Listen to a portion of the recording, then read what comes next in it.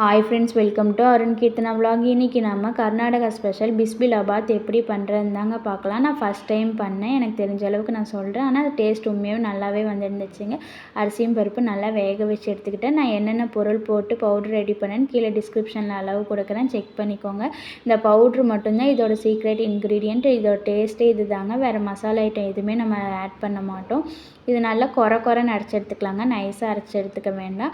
அதுக்கப்புறம் ஒரு பேனில் எண்ணெய் விட்டு கடுகு, வெங்காயம், தக்காளி, கருவேப்பிலை போட்டு நல்லா வணக்கிக்கலாம். அதுக்கப்புறம் கொஞ்சமாக புளி தண்ணி ஊற்றி தேவையான அளவு உப்பு, ஒரு அரை ஸ்பூன் சர்க்கரை போட்டு பச்சை வாசம் போகிற அளவுக்கு கொதிக்க விட்டுட்டேங்க. அதுக்கப்புறம் நம்ம ரெடி பண்ணி வச்சுருக்க சாதத்தையும் போட்டு கிளறிட்டு பவுட்ரு 2 ஸ்பூன் தண்ணியில் கலந்துக்கிட்டேங்க. அதையே போட்டு நல்லா கிளறிட்டு ஃபைனலாக கொஞ்சம் நெய் விட்டு எப்பயும் போல் கொத்தமல்லி தழையை தூவி இறக்குனோம்னா சூப்பரான சுவையான பிஸ்பிலாபாத் ரெடிங்க. உண்மையாக டேஸ்ட்டு வேறு லெவலில் இருந்துச்சு. நீங்கள் உங்கள் வீட்டில் ட்ரை பண்ணி பாருங்கள்.